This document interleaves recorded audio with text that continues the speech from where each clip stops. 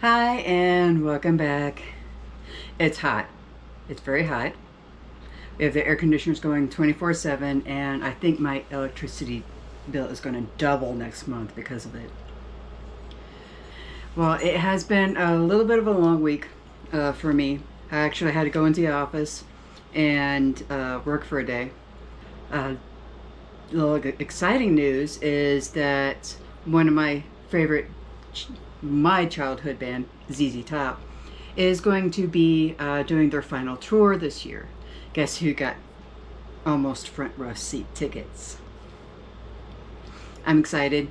It will be at around where my sister is in November. So yes, we're going. We are going. We're going. And with all that, like I said last week, I am having some blood work done. I did have the blood work done, got the results back. I also have a couple other tests that I need to have done. I've already gotten one done. Another one I'm waiting for a opening and scheduling. Regular checkup stuff, like the lady checkup. I know there may be men watching. Close your ears. The only reason why I mentioned before thinking that I was going through some medical issues is because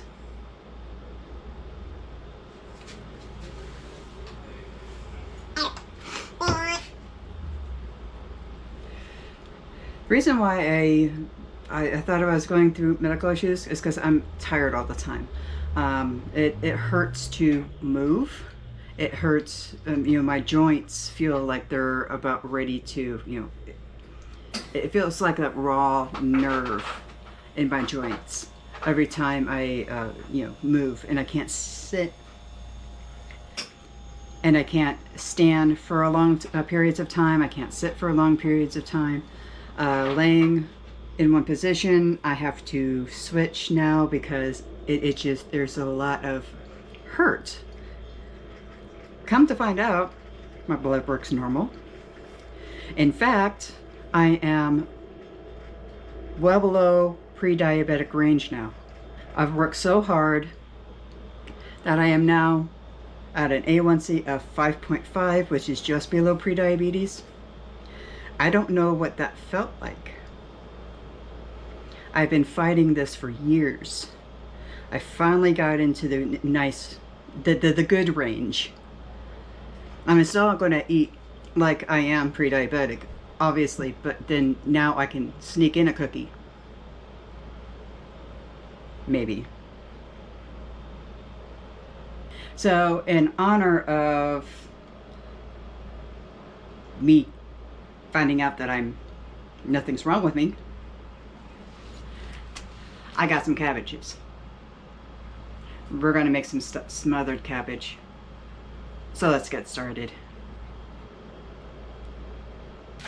Alright, so we're going to go ahead and cut up a whole pound of bacon. I'm going to take the smaller of the two cabbages and cut that up as well.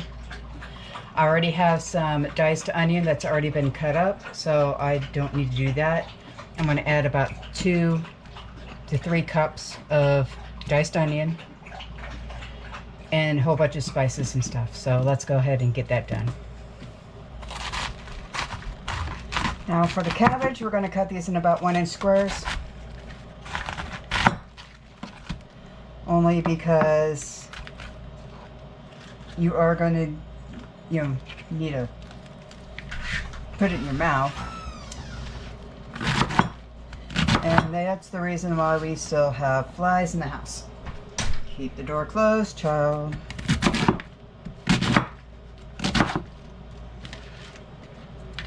Okay, I'm going to go ahead and put these into a bowl for later. And if you want to rinse these off, you can, because there are, how cabbages grow, you might want to rinse them off.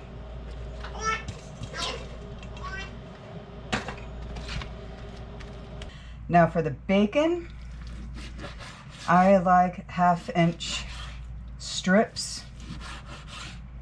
You can make them into inch strips if you wish. They are going to shrivel. This is where you do not want to use the pre-cooked bacon because you want this fat to be able to cook all the vegetables in, the cabbage, the onions.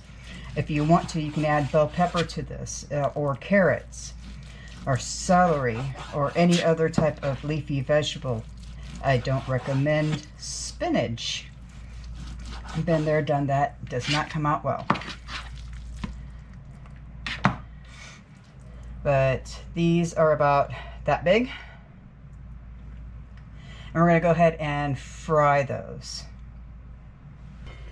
We are going to go ahead and fry this up, render all the fat out, and get this all nice and crispy. And that is going to take a moment. So let's go ahead and fast forward YouTube style. And now that we have a lot of this fat that rendered, okay, it's not, you don't need to brown it. It's just cook it, because I am going to be adding this much onions. Okay, this is about 3 cups, because we have a lot of cabbage.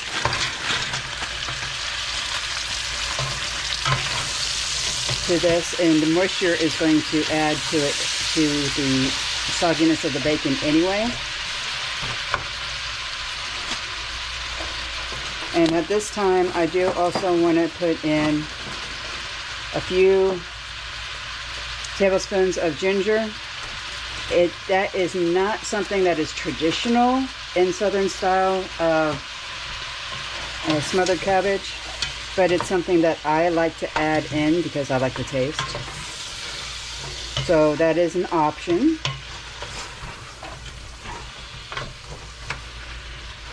And we're going to go ahead and make sure that this onion is nice and cooked through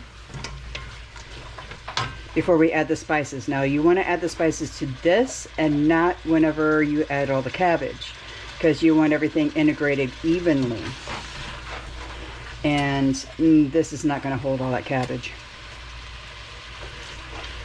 So I'm going to put a lid on this and let it cook down a little bit. We're going to turn the volume down on that because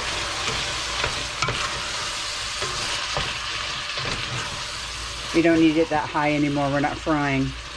This is where we're going to turn everything down and stew and simmer. So we're going to turn this down to medium.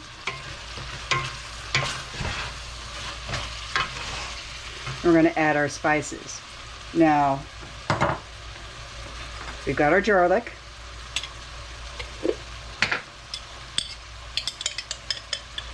Add till your ancestors tell you to stop, which is for me about this whole jar. For the rest of what was in the jar, about 2 tablespoons. Now you do want to trust me on this. You want to add a little bit of your homemade mustard. Okay, just a little bit. Just a little bit. Maybe half a teaspoon. It does add a little bit of a horseradish taste to it. It is nice, but you don't want to overpower it. Alright, so after that is all combined together, you want about a teaspoon of thyme.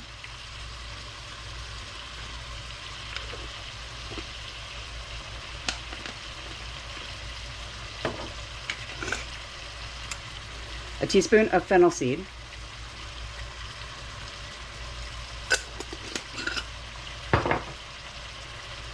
Half a teaspoon of marjoram.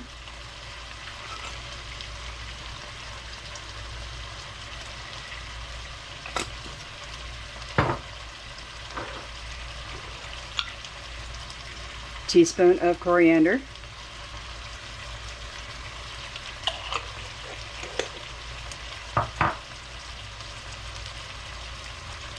Two tablespoons of parsley flakes.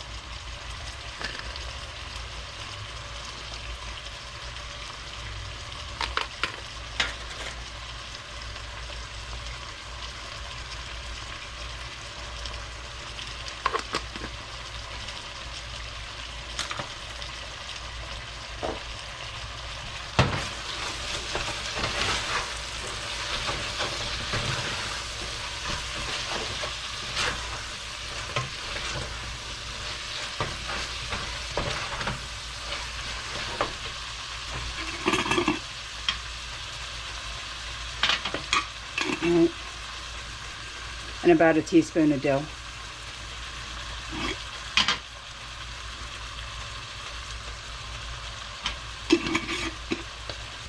Now after you've already had and stirred all of this up, you kind of want to let it cook a little bit to try to awaken up all those spices that you added. But one thing I did do this week is go spice shopping, because I was out of a lot of the spicy stuff. This is sweet and smoked paprika. We're going to add about a half teaspoon to this. I also got myself some cayenne, some red pepper flake, some San Antonio dark chocolate chili powder. I'm excited to try that one. Excuse me. I bumped you. In some of my recipes. And if you got one next to you, try the Heb. Or in Texas, it's called an HEB. They're all in the aisle where you have to get your own. They've got a wall of spices.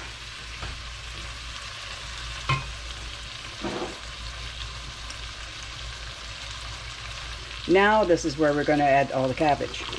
We may need to do this in a couple of batches.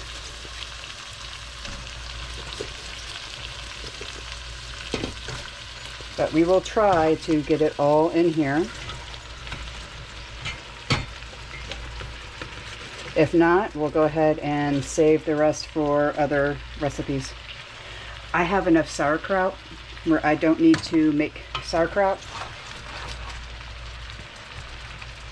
This year, we've been kind of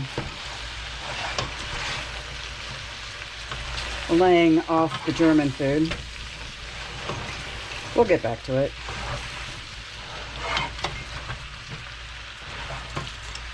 And one other thing that we are going to add is stock.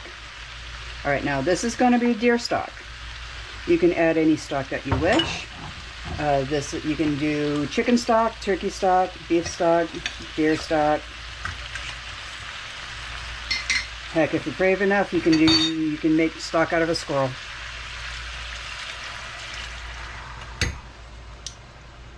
Make it truly southern.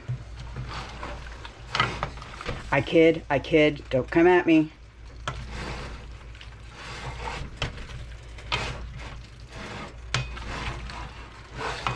Okay. And we're going to add salt and pepper to this. 1 teaspoon at a time. I have a feeling that this whole batch is going to be about 2 teaspoons for us total, but it is completely up to your taste.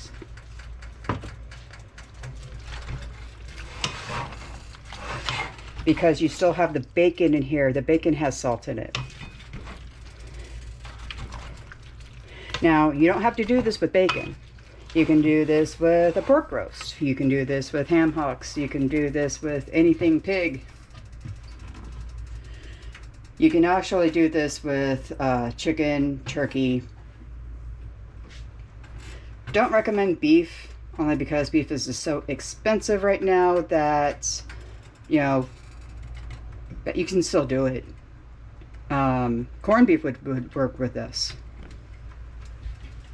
You need to adjust the spices to where you're not, you know, it doesn't go with the bacon, it goes with the beef. So instead of the thyme and marjoram, you would add something like cumin. But because we already have an umami flavor going on here with the bacon, we don't need the cumin. But if you use beef, just regular beef, then that would be a good spice to add. Also, you don't have to add all these spices. You can customize it any way you wish. Okay, because here in the South we have Tony's. Okay, Tony's is a very popular seasoning. You can add it to either to this while cooking or add it after as a topping. It's completely up to you.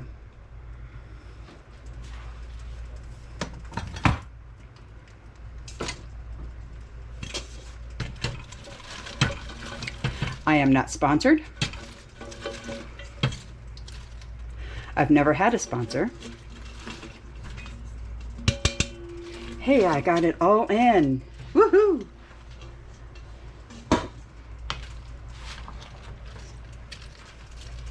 Alright, so we are going to go put a lid on this and let this cook down.